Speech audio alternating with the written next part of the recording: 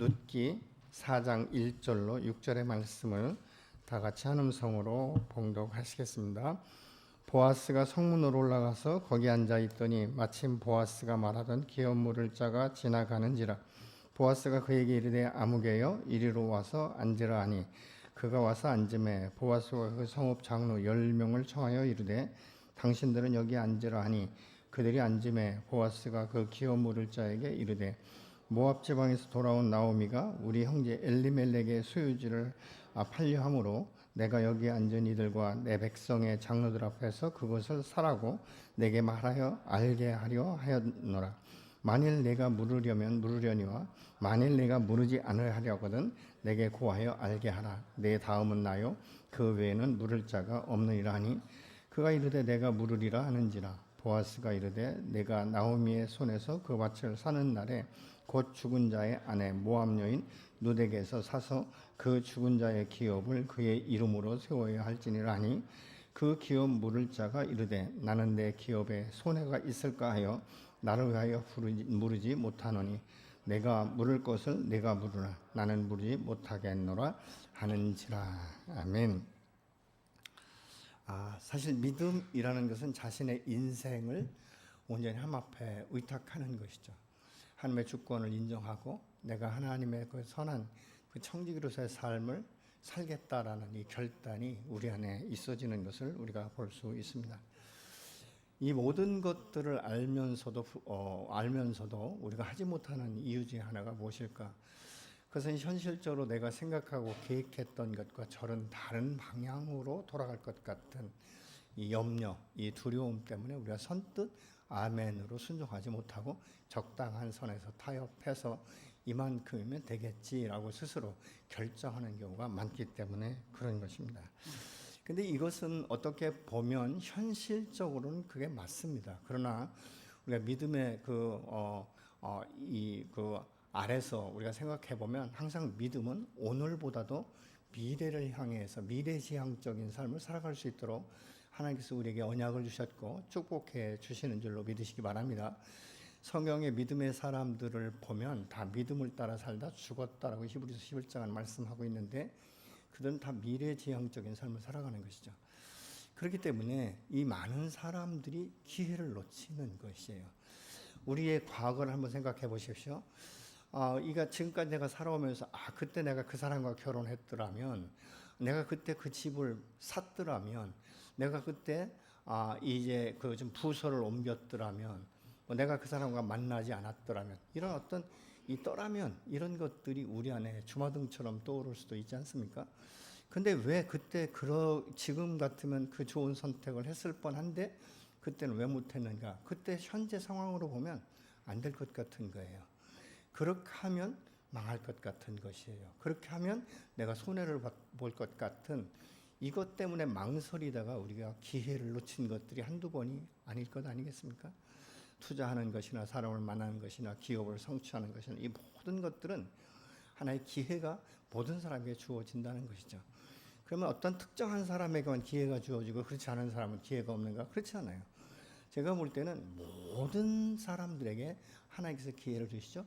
믿지 않는 불신자들에게도 하나님께서는 믿음의 기회를 수도 없이 주십니다.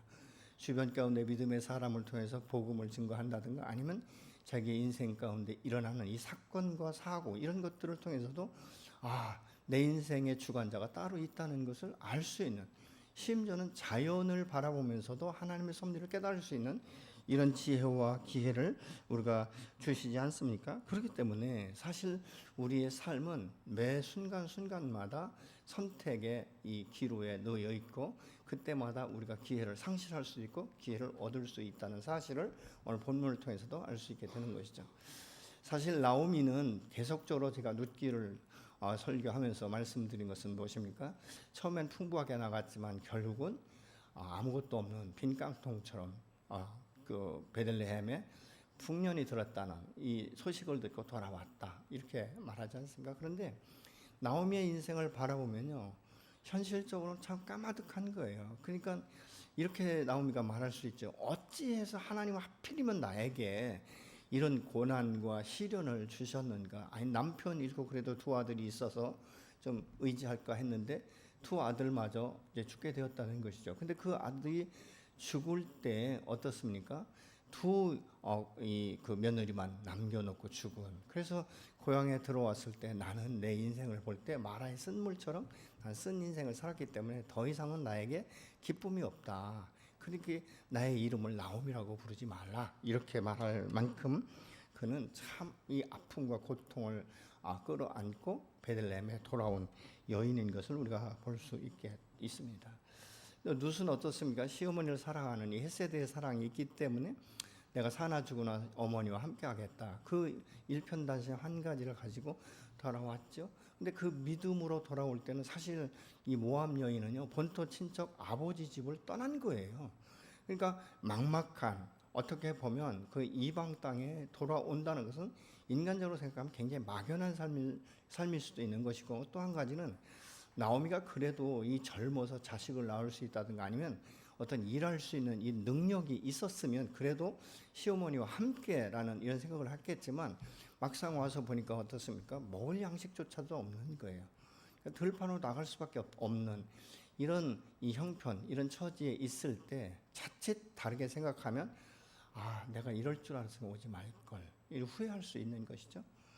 그래서 다시 모압으로 돌아갈 수도 있는 거예요. 그럼에도 불구하고 룻은 고향으로 돌아갈 생각을 하지 않습니다.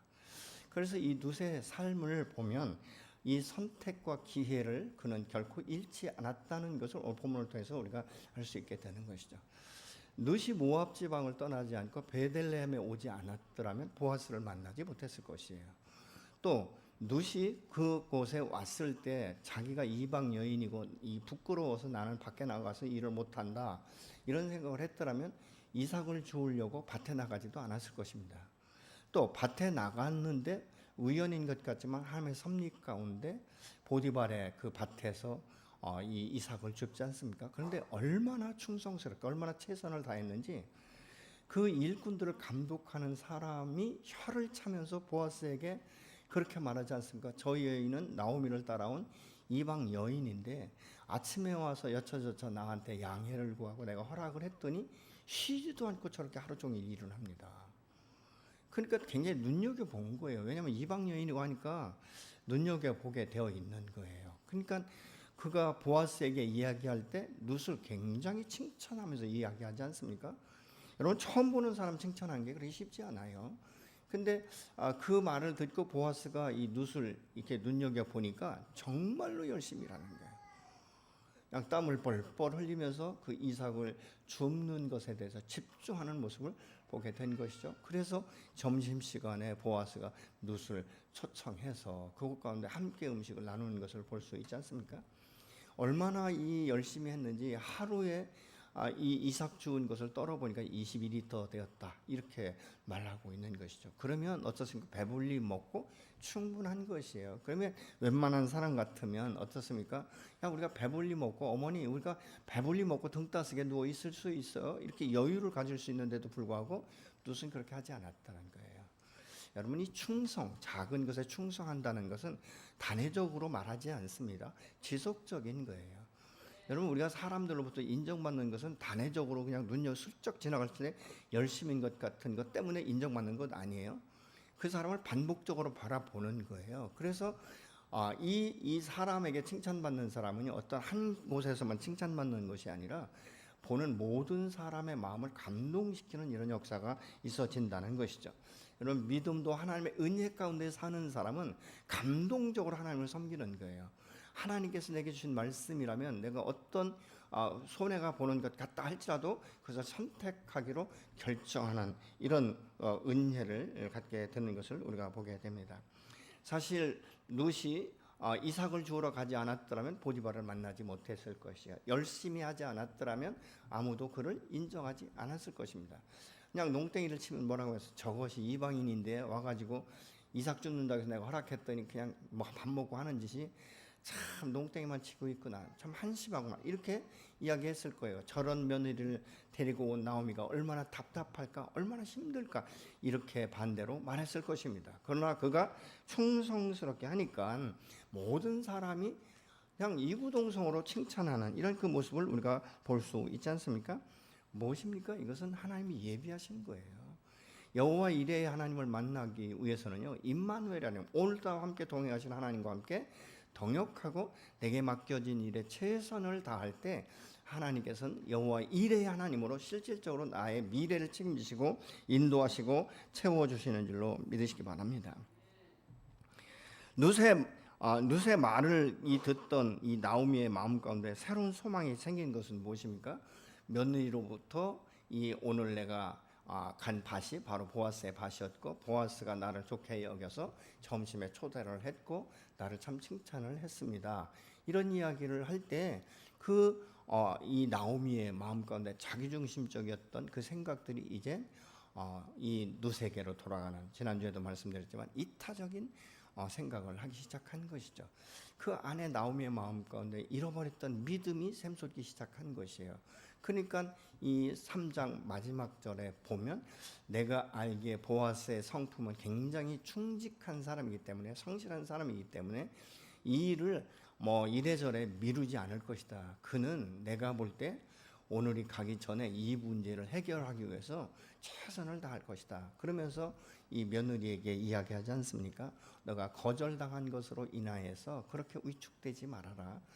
보아스는 분명히 움직일 것이고 하나님의 방법대로 이 문제가 해결될 것이기 때문에 기다려라. 이렇게 말하고 있지 않겠습니까?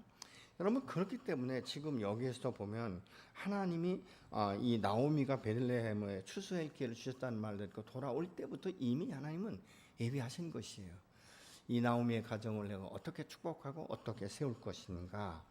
그래서 이 하나님께서 그 믿음을 따라서 그냥 주저앉지 않고 일어섰다는 것이죠. 여러분, 우리가 영적으로 침체되면요, 믿음에서 자꾸 떠나고 싶은 거예요. 예배가 힘들어지는 거예요. 한 번 빠지고 두 번 빠지고 자꾸만 빠지고 싶은 이런 충동을 어둠이 주거든요. 근데 그때에 내가 이렇게 살면 안 되지라는 생각에 일어서서 결단하고 예배자로서의 자세를 가지고 주님 앞에 나와 신령과 진정으로 예배 드릴 때 그 영이 회복되는 역사가 일어나게 되는 줄로 믿으시기 바랍니다. 우리의 영이 회복되어 소망이 생기는 거예요. 우리의 영이 회복되어 은혜 가운데 거하는 것이 무엇인지 알게 되는 것이고, 여기까지 인도하신 하나님의 은혜가 얼마나 큰 축복인지를 알기 때문에 우리가 하나님 앞에 감사의 삶을 살아갈 수 있게 되는 줄로 믿으시기 바랍니다. 오늘 본문 1절을 보시겠습니다. 보아스가 성문 위 회관으로 올라가서 앉아 있는데 그가 말하던 기반관으로서의 책임을 져야 할 바로 그 사람이 마침 지나가고 있었다. 보아스가 그에게 여보시오, 이리로 좀 올라와서 앉으시오 하고 말하였다. 그러자 그가 올라와서 앉았다. 그러자 보아스가 어떻습니까? 법적 증인들을 세우기로 결정한 거예요. 그냥 둘이 만나서 이렇게 여차저차 하니까 당신 어떻게 생각하고 당신이 하겠소 안 하겠소 이렇게 물어봐도 되는데, 보아스는 그렇지 않다는 것이죠. 그는 룻이 왔을 때 자기의 발치에 누워 있을 때도 룻을 육적인 어떤 탐욕이나 이 탐심 때문에 취하지 아니하고 나보다 앞선 자가 있다. 그래서 내가 그에게 먼저 어떻게 할 것인지를 물어보고 그 다음에 내가 너에게 어떻게 할 것인지를 이야기하겠다라고 말하면서 그날 그 밤을 보호해주는 이 보아스를 볼 수 있지 않습니까? 그러니까 보아스는요, 무엇을 하든지 법적으로 하자가 있도록 그렇게 만들지 않았다는 거예요. 그러니까 10명의 장로들을 세워서 증인을 세우는데 10명만 있는 것 아니지 않습니까? 아니, 가만히 보니까 이 보아스 주변에 이 장로들이 10명이 모이는 거예요. 그러니까 주변 사람들이 이게 무슨 일이 있나 모이잖아요. 오늘날도 어떤 시장 바닥에 이런 데 가면 사람이 모인 곳에 모이잖아요. 제가 이 청년회 때에 오살리 기도원에 한번 갔어요. 그래서 난 집회 끝나면 바로 내가 나가서 혼자 개인 기도하는 줄 알았어요. 근데 앞에 사람들이요 막 쫙 이렇게 몰리는데 막 웅성웅성 하는 거예요. 그러니까 제가 호기심이 생기는 거예요. 야, 기도원에 사람들이 왜 이렇게 모이지? 가서 봤더니 이 귀신을 내가 쫓는다고 축사를 하고 있더라고요. 어떤 그 목사님이, 설교하신 목사님이 축사를 하니까 막 사람들이 다 몰려드는 거예요. 귀신을 어떻게 내쫓나, 그리고 어떤 결과가 일어나나, 이런 것 때문에 그렇겠죠. 그래서 사람은요, 사람이 모인 곳에 관심을 갖게 되어 있어요. 여러분 어떻습니까? 지나가다가 사람들이 막 운집해 있는데 에이 이거 저 왜 모였어? 이렇게 지나갑니까? 가고 싶은 이 충동이 생기지 않습니까?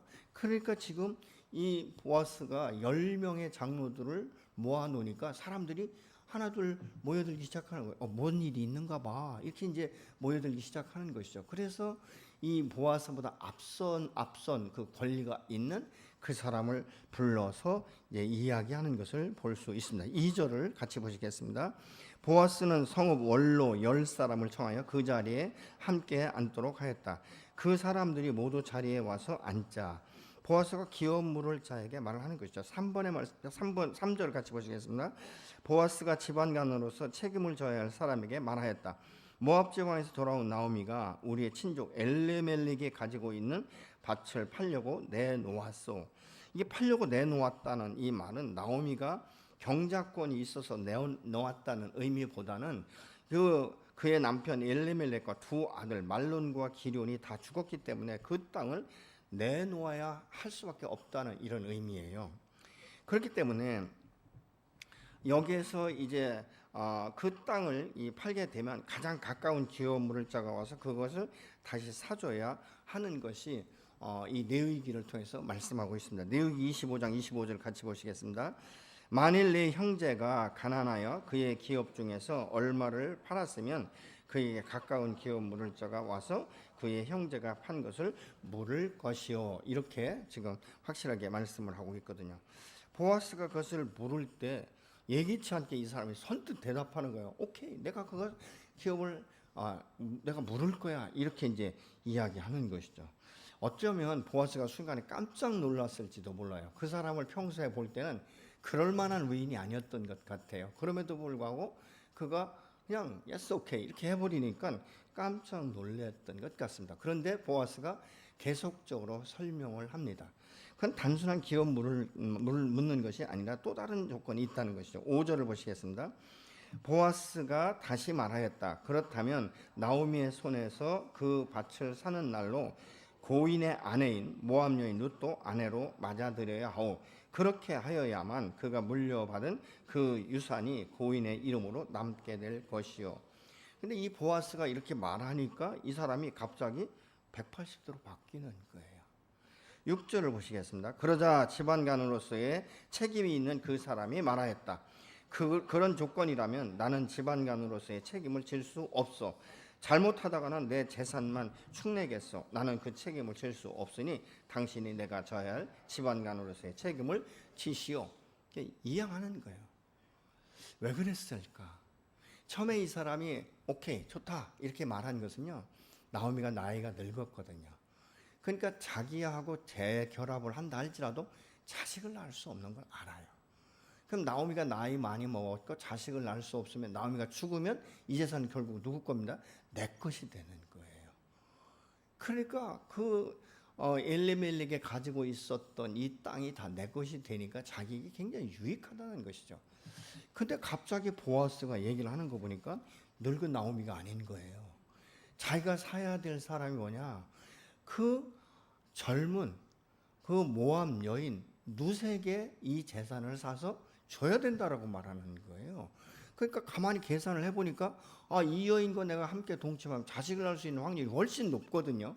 그럼 자식을 낳고 아들을 낳게 되면 대를 이어서 그 유업을 줘야 되기 때문에 자기가 산 돈을 그 여인에게 다 줘야 되는 거예요. 그러니까 재산상의 손해가 막심하다는 것이죠. 그러니까 성경을 통해서 이 사람이 말하잖아요. 그럼 나는 재산에 증식이 안 되기 때문에 나는 할 수 없어. 이것은 무엇입니까? 눈앞에 있는 현실만 바라보는 거예요. 오늘날도 왜 우리가 주의 일에 헌신하지 못합니까? 주의 말씀 앞에 왜 우리가 헌신하지 못합니까? 그것은 무엇입니까? 내게 유익하지 않다라고 생각하기 때문에 그런 것이죠. 그래서 이 사람은요, 아주 손익 계산서가 확실한 사람이에요. 그 사람에게는 어떤 친직으로서의 책임과 의무보다는 자기 재산에 더 큰 비중을 주는 것입니다.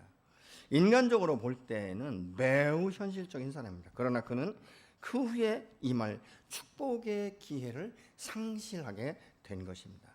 이는 어떤 한 사람이라는 의미, 그러니까 아무개씨, 이름이 아무개씨예요.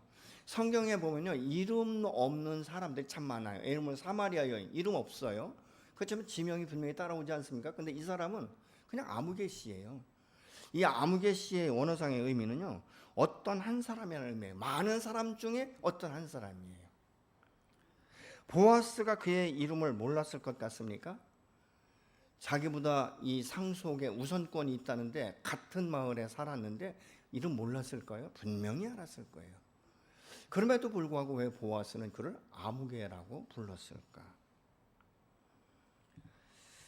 사실 우리가 성경엔 정확한 기록이 없어요. 왜 아무개시라고 불렀는지. 그런데 가만히 이 말씀을 묵상해 보면 이 성경을 성령의 감동을 받아 기록하는 기록자가 생각할 때 이 사람의 이름을 굳이 올릴 필요가 없는 거예요.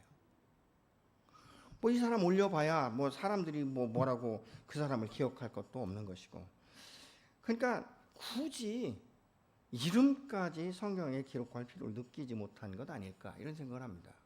자, 그렇다면 하나님은 이 사람의 이름을 어떻게 기억할까요? 아무개라고 기억을 할까요? 어떻습니까? 우리 하나님은요, 자기의 아들 예수 그리스도를 이 땅에 보내시고 그 이름을 믿고 정말 믿음 안에 하나님의 자녀가 된 사람의 이름을 다 기억하고 계실 줄로 믿습니다. 생명책에 기록되어 있기 때문에 그렇습니다. 근데 만에 하나도 여러분의 이름이 없고 아무개, 이렇다면 여러분 어떻게 될 것 같습니까? 우리의 삶은 하나님이 나를 기억하실 수 있는 삶을 우리가 살아가야 될 줄로 믿습니다. 우리가 어떻게 보면 이 사람은 세상적으로 굉장히 똑똑하고 현명하다는 소리를 들을 수 있지만 하나님의 나라에서 자기의 이름을 잃어버렸다면 과연 그것이 삶에 무슨 유익이 있었겠는가 우리가 생각해 봐야 되지 않겠습니까? 우리가 말라기 3장 16절에 보면 여호와를 경외하고 그 이름을 존중히 여기는 자를 위하여 여호와 앞에 있는 기념책에 기록되었다라고 말씀하고 있어요. 아멘이십니까? 여호와를 경외하고 여호와를 존중하고 하나님의 말씀을 따라 사는 사람들은 여호와 앞에 펼쳐져 있는 기념책에 기록되어 있다라고 말하는 거예요. 근데 그 기념책에 기록이 되지 않고 아무개라고 기록한다면 여러분 어떨 것 같습니까? 우리가 천국에 갔을 때 그 기념책에 기록이 되지 않고 너 아무개, 그럼 누가 아무개인가? 그 수많은 사람 중에 아무개야 그러면 누가 대답할 것인가? 우리가 생각해 봐야 되는 것이죠. 저는 이 말씀을 묵상하면서 여러분들은 지혜로운 분들이 되셔서 지혜로운 삶을 선택하는, 기회를 잃지 않는 삶을 선택하는 분들이 되기를 예수님으로 축원합니다. 여러분, 이 보아스는 그러면 무지했을까요? 왜 남이 그렇게 재산상의 이 손익분기점을 따져서 포기한 것을 왜 보아스는 굳이 살려고 했는가? 여러분 같으면 다른 사람이 포기한 것을 사겠습니까? 어떻습니까? 근데 그것은 철저한 그 헤세드의 사랑이 있었어요. 보아스의 마음가는 그 예수님의 사랑, 하나님의 사랑이 있었다는 것이죠. 자비와 긍휼이 있었기 때문에 그 친족 가운데 정말 아무것도 없는 빈털터리가 된 이 나오미의 가정을 세우고 싶은 이런 마음이 있었던 것입니다. 그렇기 때문에 그가 그렇게 했고, 또 한 가지는 뭐냐면 청지기 정신이 있었던 거예요. 청지기 정신이 뭐냐? 보아스는 자기의 재산을 가지고 있지만 이 모든 것이 궁극적으로 하나님에게 속했다는 것을 알고 있었던 것이죠. 근데 이것을 지식으로만 한 것이 아니라 행동으로 옮긴 거예요. 내 재산상의 불이익이 있다 할지라도 이 엘리멜렉, 그 이름을 부를 때마다 하나님은 나의 왕이시라고 말했던 그 이름에 걸맞는 가정을 세우고 싶었던 이런 마음이 그 마음 가운데 있었던 것입니다. 땅도 재물도 건강도 삶도 다 사람도 할 수만 있으면 내 마음대로 부리고 싶어하는 것이 죄성을 가진 인간이에요. 그렇기 때문에 오늘날 이 세상적으로 돈이 많고 권세가 주어진 사람들은요, 많은 사람들 자기 마음대로 좌지우지하려고 하는 이런 모습들을 우리가 볼 수 있지 않습니까? 이런 것들 오늘날도 우리나라에서도 이거 볼 수 있지 않습니까? 그러니까 이런 것들을 우리가 생각해 볼 수 있다는 것이죠. 그러나 하나님의 소유권을 인정하는 사람이라면 이 모든 것이 내 것이 아니고 이 모든 것이 내 마음대로 쓸 것이 아니라 하나님께서 내게 주신 이 축복권을 하나님의 나라를 위해서, 하나님의 영광을 위해서 주의 말씀 앞에 순종하겠다는 결단을 한 사람들은 굉장히 자유롭습니다. 뭐가 자유롭습니까? 남을 도와주는 것도 자유로운 거예요. 흘려보내는 것이 기쁨이 되는 거예요. 그것이 감사가 되는 거예요. 왜요? 하나님은 많은 사람 가운데 나를 축복하셔서 축복의 통로로 쓰시기 때문에 나를 통해서 수많은 사람들이 하늘나라의 선한 영향력을 받는 자들이 되기 때문에 내가 기쁜 거예요. 참 놀라운 원리는요, 지금까지 제가 신앙생활 하면서 보면요, 하나님의 원리를 따라서 계속적으로 흘려보내는 사람의 수중에 돈통이 마르지 않더라고요. 더 많은 것들을 채워주더라고요. 그래서 더 많은 일들을 하게 하는 것들을 저는 제 삶 가운데 또 저 주변의 사람들의 그 삶을 통해서 굉장히 많이 보고 있습니다. 왜 그렇습니까?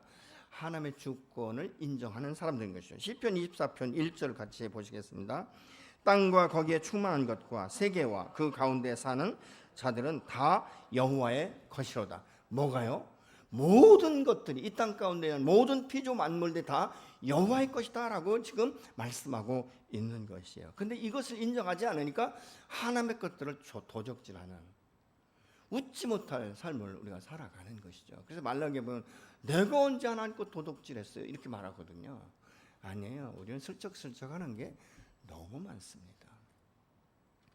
보아스는 여호와 앞에서 하나님의 뜻이면 무엇이든지 순종할 준비가 되어 있는 사람이에요. 그러나 이름 없는 친족은 눈앞에 있는 현실 앞에 굴복해서 그 너머에 있는 축복을 바라보지 못했다는 것입니다.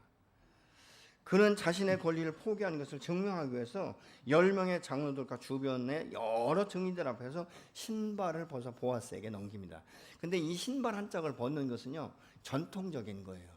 내 모든 권리를 포기한다. 그래서 이 권리를 당신에게 대신 위임한다. 이런 의미가 있는 거예요. 그러니까 그 10명의 장로들과 함께 그 주변에 있던 사람들 이구동성으로 이렇게 말합니다. 내가 이 일의 증인이 되어 주겠어. 앞으로 어떤 일이 있어도 내가 이걸 반드시 증인 서겠다. 이렇게 지금 결정하고 있는 거예요. 놀랍지 않습니까, 여러분? 그러면서 하나님의 축복이 아무개에서 보아스에게로 넘어가는 거예요. 여러분, 이 축복이 저와 여러분들에게 있어지길 예수로 축원합니다. 여러분의 축복의 주권의 그 기회를 뺏기지 마세요. 우리는 배가 고파도 장자권을 팔아먹는 에서와 같을 수 있어요.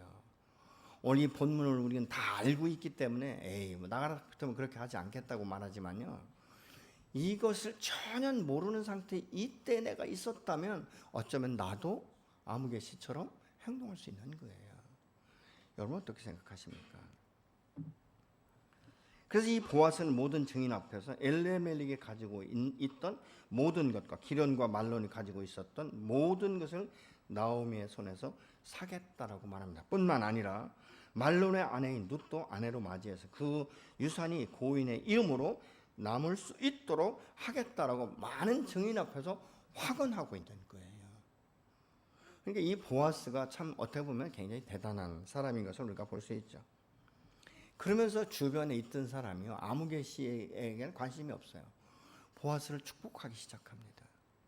보아스, 당신은 축복받기에 합당한 사람입니다. 여러분, 믿음의 사람은 우리 주변 사람들로부터 이런 축복받을 권리가 있다는 사실을 인정받는 삶이 되어져야 될 줄로 믿습니다. 심지어는 믿지 않는 사람까지도 참 저 사람은 정말 다른 사람과 다르다. 제가 아는 목사님 중에서 이 남원 완전 그 시골 깡촌에서 목회하시던 목사님이 계세요. 근데 그분은요, 어떤 삶을 사시냐면요, 그 교회, 뭐 전에도 제가 한번 말씀드리면 여전도에 제일 젊은 사람이 67세인가 그랬어요. 여전도 회장이에요. 근데 제일 청년이 누구냐? 목사님 한 분밖에 없어요. 그러니까 그 목사님도 50대 후반이고 60대 초반이었거든요. 그런데 그 마을에서 믿는 사람이든 안 믿는 사람이든 교인이든 아니든요, 뭐 누가 노인이 아프다 뭐 이렇게 얘기를 하면요, 그냥 119가 되는 거예요. 가서 그분 모시고 병원으로 가서 다 진단받게 하시고 그리고 다시 모셔오고. 그러니까 마을에서요, 아주 이 목사님은 교회만 안 나오지 모든 사람이 목사님을 신뢰하는 마음이 있어요. 그러니까 믿지 않는 불신자들이요, 가을에 추수를 하잖아요. 그러면 쌀 한 짝도 갖다 교회에다 드리고요, 목사님 한 1년 동안 너무 수고하셔서 너무 감사해요 이러면서 그 교회에 곡식을 갖다 주는 거예요. 얼마나 이게 큰 축복입니까? 그러니까 믿지 않는 사람도 이 목사님을 존중하고 있는 거예요. 저는 여러분의 일상 가운데, 여러분의 직장과 여러분의 사업체와 여러분의 이웃들이 그렇게 이구동성으로 칭찬받는 여러분이 되시기를 예수님으로 축원합니다. 그것은 가만히 있어서 되는 게 아니고 베풀 때 되는 거예요. 네 것도 내 거, 내 것도 내 거, 하나님 것도 내 거, 내 것도 내 거, 이런 사람은요 이구동성으로 칭찬하지 않아요. 저건 욕심이 쪽제비 같아. 예수만 믿는다고 말만 하지 안 믿는 우리보다도 더 쫀쫀하고 굳으세야 이런 소리를 들으면 하나님의 영광이 아니라 하나님을 모욕하는 거예요. 하나님의 얼굴을 가리는 결과를 가져오게 되는 것이죠. 11절 12절의 말씀을 같이 보시겠습니다. 성문에 있는 모든 백성과 장로들이 이르되 우리가 증인이 되나니 여호와께서 내 집에 들어가는 여인으로 이스라엘의 집을 세운 나헬과 레아 두 사람과 같게 하시고 내가 에브라데서 유력하고 베들레헴에서 유명하게 하시기를 원하며 여호와께서 이 젊은 여자로 말미암아 상속자를 주사 내 집이 다말이 유다에게 낳아준 베레스의 집과 같게 하시기를 원하노라. 아주 축복 중에 축복을 지금 모든 주변 사람들이 하고 있는 거예요. 그럼 왜 나엘과 레아의 예를 들었는가? 이 나엘과 레아는요 야곱에서 12아들을 낳습니다. 이것을 통해서 이후에 이스라엘의 12지파를 형성하는 축복을 받지 않습니까? 그러니까 무세 가정이 그렇게 되기를 지금 원한다라고 축복하고 있는 것이죠.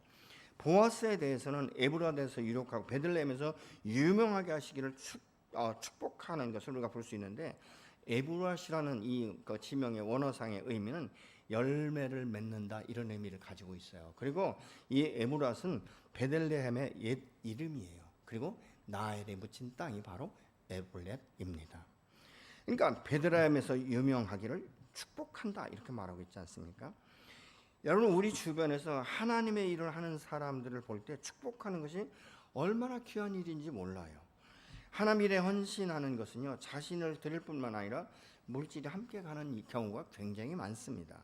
그들을 향해 판단하지 말고 축복하는 삶을 우리는 살아야 돼요. 근데 많은 사람들이 자기는 하지 못하면서 판단자로 사는 사람들이 의외로 많이 있습니다. 아니 돈이 있으니까 저렇게 하지. 이거 돈이 남아 돌아가는 거다. 이렇게 아주 악하게 말하는 사람들이 있어요. 여러분 하나님 앞에 헌신하는 사람이 돈이 있어서가 아니에요. 마음이 열리지 않으면 돈이 뭐 수천억이 있어도 10원도 내지 않습니다. 지난번에 오 목사님 얘기하잖아요. 자기는 그냥 옷 한 벌에 몇 천만 원짜리 입으면서도 교회는 한 달에 200불밖에 헌금하지 않는다. 그리고 무슨 이야기하면 내가 무슨 돈이 있냐고. 여러분의 마음은 어떻습니까? 내가 무슨 돈이 없어서 헌신을 못하십니까? 아니면 마음이 다쳐서 못하십니까? 아니면 손해를 볼 것 같기 때문에 못하십니까? 이 돈이면 우리의 학원을 보낼 수 있는데, 이 돈이면 우리가 무엇을 살 수 있는데, 이런 것 계산하기 때문에 못하는 것 아닙니까? 심지어는 11조까지도 그런 생각과 그런 계산 때문에 10원도 못하는 것 아니겠습니까? 여러분 한 가지 분명한 것을 기억하십시오. 하나님 우리에게 주실 때는요 먹을 양식과 씨를 주셨어요. 11조는 씨앗이에요. 심을 씨까지 먹어버리면 농부는 다음에 거둘 곡식을 심을 수가 없는 거예요. 왜요? 씨앗이 없는데 어떻게 심겠습니까? 지금 당장은 먹고 살 수 있습니다. 그러나 여러분 분명한 것은 다음 세대에 문이 막힌다는 사실을 기억하시기 바랍니다. 내 자식을 내 입으로 아무리 축복을 해도 씨를 심지 않으면 거둘 열매가 없는 거예요. 여러분 아무개 씨의 후손은 무슨 이야기 듣겠습니까? 아무개 씨의 후손이라는 말밖에 안 들어요. 근데 보아스의 후손은 어떻습니까? 그 예수 그리스도의 족보에 올라가지 않아요? 놀라운 축복이에요. 여러분의 이름을 기억하고 여러분의 생명책에 기록할 바에 기념책에 기록된 여러분들을 하나님 오늘 또 축복해 주시기를 원하시는 줄로 믿으시기 바랍니다. 마태복음 13장 44절에 보면 천국은 마치 감추인 보화와 같다 이렇게 말하고 있어요. 여러분 밭에 보화가 있는 것을 본 사람은 어떻습니까? 자기의 전 재산을 팔아서 그 밭을 사지 않습니까? 근데 그것의 가치를 모르는 사람은요 그 밭 사지 않습니다. 왜요? 허비라고 생각하기 때문에 그럴 것입니다. 사실 이 나오미는요 참 풍족하게 나갔지만 돌아올 때 빈털 데려올 때 이랬을지도 몰라요. 하나님 하필이면 왜 나를 이렇게 망하게 하십니까? 마치 하나님이 자기를 버린 것 같은 이런 생각까지도 할 수가 있었을 것입니다. 그러면 이 나오미는 지금 무엇을 생각하면 하나님의 축복보다 이런 것을 더 크게 생각하는 거예요. 하나님 어떻게 내가 있는 것까지도 이렇게 다 가져가시는가. 그러니까 얼마나 자기의 인생이 고통스러우면 그 기쁨이라는 의미를 가지고 있는 나오미라고 부르지 말라라고 말하고 있잖아요. 나를 마라라 부르라 이렇게 말합니다. 항상 사람들이 얘기할 때 이럽니다. 어찌해서 내게, 어떻게 내게 이렇게 이런 일이 일어날 수 있는가, 그렇게 생각하죠. 그렇기 때문에 어떻습니까? 자신을 참 참혹한 인생으로 바라보기 쉽습니다. 그러나 하나님은 그를 한 번도 외면하지 않으셨습니다. 그를 축복의 통로로 세우시기를 원하신 것이죠. 호세아 11장 8절 후반부에 보면 이렇게 말씀하고 있습니다. 너를 불쌍히 여기는 애정이 나의 속에서 불처럼 강하게 치솟아 오른다. 이렇게 하나님은 말씀하고 있어요. 내가 어찌 너를 잊어버리겠느냐. 젖 먹는 자식을 어미는 혹 잊을지 모르지만 내가 어찌 너를 잊을 수 있느냐. 내가 너를 손바닥에 새겼다라고 말씀하시는 분이 바로 여호와 하나님이십니다. 여러분, 우리를 그냥 방치할 것 같으면 당신의 독생자 예수를 이 땅 가운데 보내실 이유가 없는 거예요. 아무런 목적이 없지 않습니까? 근데 당신의 독생자 예수를 아낌없이 내어주실 때는 무엇입니까? 나를 얼마나 사랑하시는지, 얼마나 나를 기억하고 계신지를 정확하게 아시기 때문에 당신의 독생자 예수 그리스도를 아낌없이 저 여러분에서 내어주신 줄로 믿습니다. 그렇기 때문에 호세아 11장 8절의 말씀처럼 정말 사랑하는 줄을 하나님께서 나를 얼마나 사랑하시는지를 믿으시는 저와 여러분이 되시기를 예수로 축복합니다. 여러분의 가문의 보아스와 이 룻처럼 하나님이 기억하시고 믿음의 계보에 오르기를 원하십니까? 아니면 아무개시로 남기를 원하십니까? 하나님 안에서 하는 일은 인간적으로 계산해서는 안 되는 것입니다. 인간적으로 계산하면 하나님 앞에 계속적으로 마이너스가 되는 거, 빼기가 돼야 되죠. 덧셈이 아닙니다. 여러분, 그렇기 때문에 이 아나니아와 삽비라는 하나님께 드리면서도 마이너스를 계속 생각한 거예요. 그러니까 일부를 남기고도 전 재산이라고 속이는 이런 결과를 가져오는 것들을 우리가 볼 수 있지 않습니까? 하나님은 나의 안고 섬을 알고 계세요. 여러분, 우리는 아무리 빼는 사람도 자기 머리카락 수를 셀 수 없어요. 근데 하나님은 뭐라고 하죠? 너의 머리카락까지 내가 세고 있다라고 말씀하시지 않습니까? 그만큼 하나님 저와 여러분에게 관심을 갖고 계세요.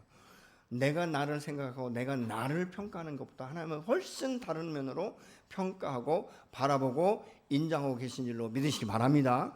그렇기 때문에 하나님의 사람은 하나님의 사람답게 하나님의 말씀 앞에 순종할 때 현재는 마이너스 같지만 미래에 대한 놀라운 축복의 업을 이루는 역사가 반드시 일어나게 될 줄로 믿으시기 바랍니다. 보아스도 아무개시처럼 내가 재산산의 손해를 볼 수 없어. 저 사람도 포기하는데 그랬더라면 여러분, 예수 그리스도의 그 족보에 올라갈 수 있었겠습니까? 하나님은 말씀하실 때는 축복을 전제로 하세요. 너가 이것을 참 해줬으면 좋겠다라고 말씀하실 때 내가 아멘으로 순종하면 현재는 마이너스 같지만 그 미래에는요, 내가 셀 수 없는, 내가 생각할 수 없었던 영역으로 축복하시고 역사하시고 복의 복을 더하시고 은혜 위에 은혜를 더하시는 줄로 믿으시기 바랍니다. 왜냐하면 우리 하나님은 사신 하나님이세요. 그분은 전능하신 하나님이십니다. 복을 줄 수도 있고 거둘 수도 있고 우리를 징계할 수도 있고 심판할 수도 있고 우리를 사랑하셔서 우리를 보호하시고 우리를 보존하시고 우리를 높으실 수 있는 분이 바로 여호와의 손안에 달려 있는 줄로 믿으시기 바랍니다. 저는 우리 성도 모든 한 사람 한 사람이 보아스처럼 현재는 내가 손해보는 것 같지만 하나님의 일이라면 하나님의 말씀하신다면 순종을 통해서 그 미래가 놀라운 축복으로 연계되는 역사가 있어지기를 예수로 축원합니다. 여러분, 그만한 존재예요. 왜요? 하나님 우리를 보배롭고 존귀하게 여기시기 때문에 그렇습니다. 우리를 얼마나 강렬하게 사랑하시는지 내가 하나님 몰라도 하나님은 나를 그렇게 여기십니다. 그래서 이 시간 이렇게 기도하고 싶습니다.